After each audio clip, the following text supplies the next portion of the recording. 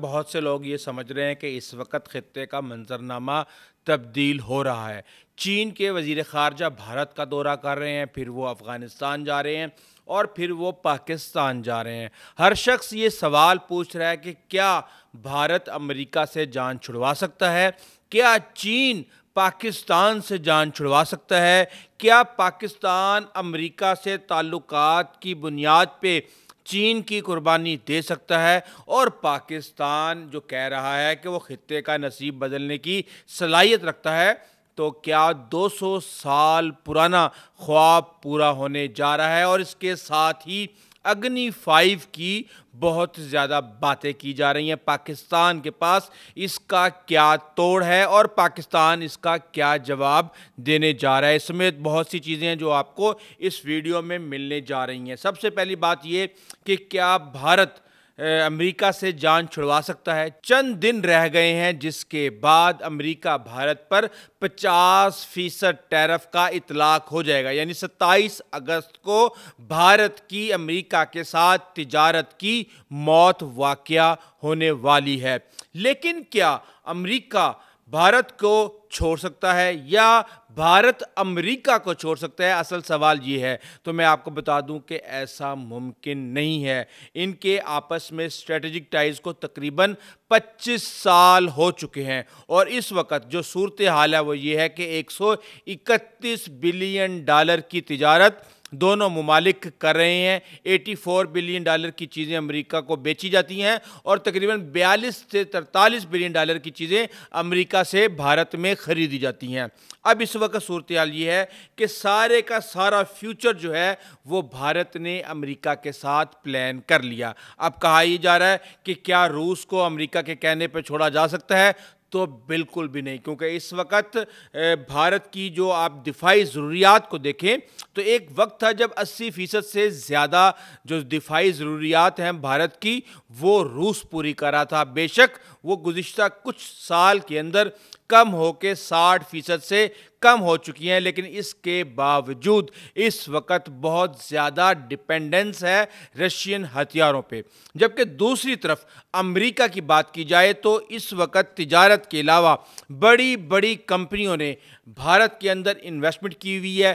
جتنی بھی ٹیکنالوجی ہے اس کے لیے انحصار امریکہ پر کیا جا رہا ہے، سیمی کنڈکٹرز ہوں، الیکٹرانکس ہوں، کلین انرجی ہو، آرٹیفیشل انٹیلیجنس ہو، سائبر سیکیورٹی ہو، nuclear energy for peace purposes, اس کے لیے بھی بھارت امریکہ کا محتاج ہے۔ اسپیس کی ڈیٹرنس سے لے کے دفاعی اور اسٹریٹجک ضروریات، ہارڈ ویئر، پاکستان اور چین کے ساتھ بارڈر کی تھریٹ، ان سمیت بہت سی ایسی چیزیں ہیں جس کی وجہ سے ابھی بھارت چند سال ٹرمپ کی وجہ سے شاید سفر ضرور کرے، یعنی یہ سفر ہے تکلیف ضرور اٹھائے، لیکن ایسا نہیں ہو سکتا کہ مکمل طور پہ چائنا جو ہے وہ بھارت کے ساتھ تعلقات بنا لے اور پاکستان کو قربان کر دے۔ اس کی کافی وجوہات ہیں، وہ وجوہات بھی میں آپ کو بتا دیتا ہوں۔ سب سے پہلی وجہ یہ ہے کہ 1949 سے بھارت ون چائنا پالیسی،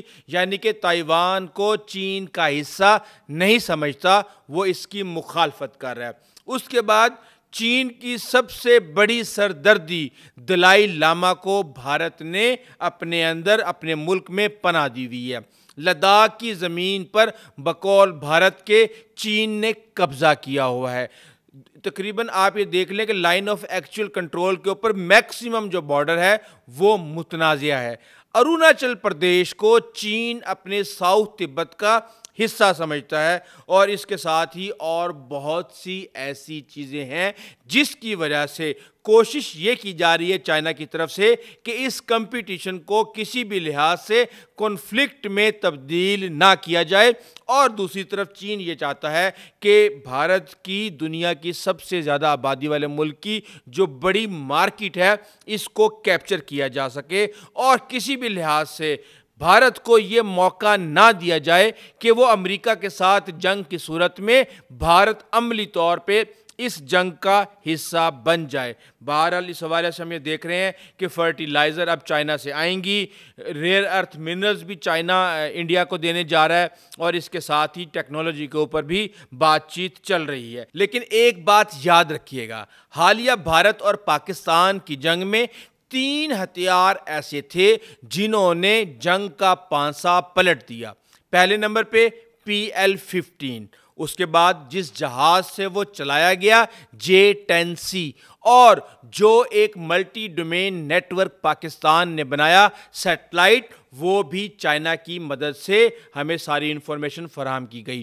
اب آپ یہ دیکھیں کہ ہم نے ایک ملک کے خلاف جنگ جیتی ہے اور وہ ساری کی ساری لاجسٹکس چائنا نے پرووائڈ کی ہیں۔ تو ایک بات زندگی میں یاد رکھیے گا کہ جو ملٹری ٹو ملٹری ریلیشن شپ ہوتی ہے، اور جب کوئی ملک اپنے ملٹری ہارڈ ویئر اپنے دفاع کے لیے کسی ملک پر انحصار کر رہا ہوتا ہے تو وہ اس کے ساتھ کبھی بھی اپنے ریلیشنز کو کمپرومائز نہیں کرتا۔ اور اس کے ساتھ ہی ہم یہ دیکھ رہے ہیں کہ چین کے وزیر خارجہ یہ بات کہہ کے گئے ہیں کہ انہوں نے پاکستان کی سالمیت اور تحفظ کا عزم، یعنی چین نے یہ عزم کیا ہوا ہے۔ تو اب اس وقت صورتحال یہ ہے کہ ہم یہ دیکھ رہے ہیں کہ نہ تو بھارت امریکہ سے جان چھڑوا پا رہا، اور نہ ہی جو پاکستان اور چین کے تعلقات ہیں ان کو کسی بھی قسم کا خطرہ ہے۔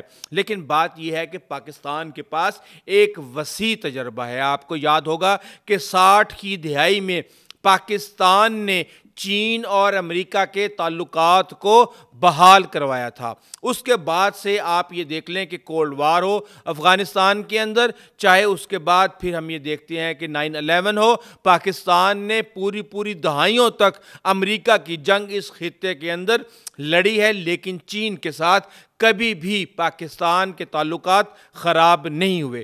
اب بات یہ کی جا رہی ہے کہ پاکستان اس خطے کا نصیب بدلنے کی صلاحیت رکھتا ہے۔ تو آخر اس کے پیچھے کیا سائنس ہے؟ وہ سائنس یہ ہے کہ جناب پاکستان اس وقت ریجنل کنیکٹیویٹی کے اوپر بہت ہی زیادہ بڑھ چڑھ کر حصہ لے رہا ہے۔ CPEC 2.0 کا نام آپ سن چکے ہوں گے۔ اس وقت چائنا نے یہ تہیہ کر لیا ہے کہ جس طرح بھارت پاکستان کے اندر دہشت گردی کروا کے CPEC کو نقصان پہنچا رہا ہے، اس حوالے سے بھی پاکستان کی ہر لحاظ سے مدد کی جائے گی، اور CPEC 2 کو کابل تک پہنچایا جائے گا۔ یعنی کہ وہ خواب، یعنی گرم پانیوں تک پہنچنے کا وہ خواب جو رشیا نے آج سے 200 سال پہلے تک دیکھا تھا، اب یہ حقیقت کا روپ اس صورت میں دھارنے جا رہا ہے کہ اب سینٹرل ایشیا کے تھرو رشیا کی چیزیں پاکستان کی بندرگاہ سے پوری دنیا تک پہنچ سکتی ہیں، اور اس کے لیے بڑی تیزی کے ساتھ کام شروع کر دیا گیا ہے۔ اس کے ساتھ ہی ہم یہ دیکھ رہے ہیں کہ امریکہ جو ہے وہ پاکستان کو یہ سمجھ رہا ہے کہ وہ اس وقت اس کا اسٹریٹجک اتحادی ہے، اس وقت صف اول پہ رکھا ہوا ہے پاکستان کو، لیکن اس لحاظ سے سوچا یہ جا رہا ہے کہ شاید افغانستان کے اندر ایک نئی گیم شروع ہونے جا رہی ہے۔ پاکستان نے ایک یہاں پہ کانفرنس ہو رہی ہے، اس کا بہت زیادہ چرچا ہے کہ اینٹی طالبان اور وہ جرنلسٹ جو کہ ایگزائل میں، ظاہر سی بات ہے طالبان کے دوست تو نہیں ہو سکتے وہ، ان سب کو پاکستان کے اندر انوائٹ کیا جا رہا ہے۔ اب اس کا مقصد کیا ہے کہ کیرٹ اور سٹک کی پالیسی پاکستان آزما رہا ہے، اور پاکستان یہ بتا رہا ہے کہ اگر دہشت گردوں کو استعمال کرنے کی اجازت دی گئی افغانستان کی سرزمین تو پاکستان کسی بھی حد تک جا سکتا ہے۔ اس سے پہلے ہم ایئر سٹرائکس کر چکے ہیں، اور اب بہت کچھ ایسا پائپ لائن میں ہے، لیکن پاکستان یہ کوشش کر رہا ہے کہ وہ چین کی مدد سے سیدھی انگلی سے ہی گھی نکال لے، ورنہ ٹیڑھی انگلی کا پلان بھی اس وقت تیار ہے۔ دوسری طرف آپ یہ دیکھیں کہ اگنی 5 کا تجربہ کیا گیا بھارت کی طرف سے۔ اب اگنی 5 کیا ہے جی؟ 5 کامیاب تجربے کہا جا رہا ہے کہ کیے گئے ہیں، 5500 کلومیٹر اس کی رینج ہے، اور اس کے بعد ظاہر سی بات ہے کہ اس کا مقصد صرف اور صرف یہی ہے کہ یہ لیزر گائیڈڈ ہے، نیویگیشن سسٹم ہے، فلاں ہے، ڈھمکاں ہے، اور سارا کچھ۔ اب پورے پاکستان کے اندر اس بات کا چرچا کیا جا رہا ہے کہ پاکستان اس کا جواب کیا دے گا۔ ایک بات آپ یاد رکھیں، یہ جو اگنی 5 ہے یہ پاکستان کے لیے نہیں ہو سکتا، کیونکہ آپ اگر پاکستان کے نقشے کو اٹھا کے دیکھیں تو میرے خیال سے انگریزوں نے جو تقسیم کی کشمیر سے لے کے کراچی تک ایک پٹی کی صورت میں ایک ایسا بفر زون بنا دیا جو ہندوستان کو افغان حملہ آوروں سے بچا سکے۔ اور اب پاکستان کی جو ڈیپتھ ہے اس کا پاکستان کو نقصان بھی ہوتا ہے، کیونکہ ہم نے یہ حالیہ جنگ کے اندر دیکھا کہ بھارت کے جو میزائل آ کے ہمارے ایئر بیسز پر لگے، اس کے پیچھے وجہ یہ تھی کہ ہمارے پاس HQ-9 ایئر ڈیفنس سسٹم تھا جو کہ 260 سیکنڈ لیتا ہے نشانہ بنانے میں کسی بھی تھریٹ کو، جبکہ بھارت کی طرف سے 150 سے 200 کلومیٹر کے فاصلے سے براموس میزائل کو فائر کیا گیا جو چند ہی سیکنڈز میں، یعنی 1 منٹ سے 1.5 منٹ اور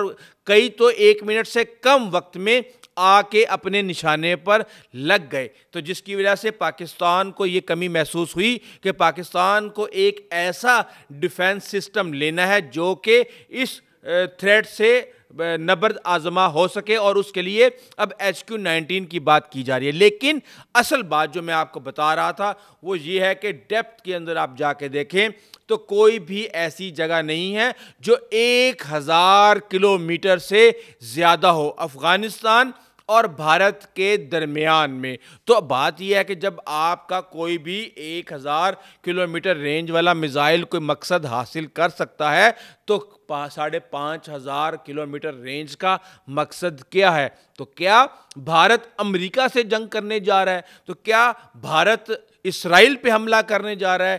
کیا بھارت یورپ پر حملہ کرنے جا رہا ہے؟ یا کیا بھارت جو ہے وہ آسٹریلیا پہ حملہ کرنے جا رہا ہے؟ اس کا جواب تو بھارت ہی دے سکتا ہے، لیکن بھارت کو جواب دینے کے لیے ہمارے پاس بھی ایک ہتھیار موجود ہے، اور وہ ہتھیار ہے شاہین 3، پاکستان کا شاہکار، اور یہ میزائل جو ہے 2750 کلومیٹر تک رینج جو ہے وہ اپنی کور کر سکتا ہے۔ میڈیم رینج بلسٹک میزائل ہے، اور اگر ہم ریڈیس کے اندر دیکھیں کہ ہم کس طریقے سے میکسیمم اور لانگیسٹ جو ڈسٹنس ہے بھارت کا پاکستان سے وہ 3323 کلومیٹر ہے، جبکہ شاہین 3 کی جو رینج ہے وہ 2750 کلومیٹر ہے۔ اب کئی لوگ اس حوالے سے مبالغہ آرائی بھی کرتے ہیں کہ پاکستان کے پاس 5000 کلومیٹر کی رینج تک کے میزائل موجود ہیں، لیکن پاکستان ان کو شو آف نہیں کرتا۔ اس کے پیچھے وجہ یہ ہے کہ گزشتہ کچھ عرصے پہلے آپ کو پتا ہوگا کہ امریکہ نے پاکستان کی ان کمپنیوں پر پابندی لگائی جو کہ میزائل کے پارٹس امپورٹ کر رہی تھیں اور یہاں پہ وہ میزائل بنا رہی تھیں، اور اس حوالے سے دوسری ایک وجہ یہ ہے کہ اسرائیل کو پاکستان سے ایک نیوکلیئر اسلامک اسٹیٹ سے فوراً خطرہ محسوس ہونا شروع ہو جاتا ہے، اور اس کے بعد پھر پاکستان کے خلاف سازشیں شروع ہو جاتی ہیں۔ تو پاکستان کا یہ موقف بالکل کلیئر ہے کہ اس کا اس خطے کے اندر ایک ہی دشمن بھارت ہے، اور اسی کے لیے وہ تمام تر ہتھیار جو ہیں وہ بنا رہا ہے، ان کے تجربے کر رہا ہے، اور اس کا مقصد منیمم ڈیٹیرنس ہے۔ یہ وہ حقیقت ہے جسے ہمیں سمجھنے کی ضرورت ہے، اور بھارت اس وقت جنگی جنون میں مبتلا ہے، ایسا جنگی جنون جو کہ جس میں مبتلا ہونے کے بعد اس کو پاکستان سے چپیڑیں پڑ چکی ہیں، اور اس کا جو ایشین ٹائیگر بننے کا خواب ہے وہ بالکل راکھ میں مل چکا ہے۔ بہرحال ابھی تک کے لیے اتنا ہی۔ پاکستان کی طرف سے الحمدللہ سب اچھی خبریں آ رہی ہیں۔ پاکستان ریجنل کنیکٹیویٹی میں چیمپئن بننے جا رہا ہے۔ پاکستان نے اپنے ہتھیاروں، اپنی اسٹریٹجی سے بھارت جیسے اپنے سے 4 گنا بڑے ملک کو شکست دے دی ہے۔ پوری دنیا نے پاکستان کی طاقت کو تسلیم کر لیا ہے۔ میرے خیال سے یہ پاکستان کی ایک بہت بڑی اچیومنٹ ہے۔ ابھی تک کے لیے اتنا ہی، آئندہ تک اجازت دیجیے۔ اللہ حافظ۔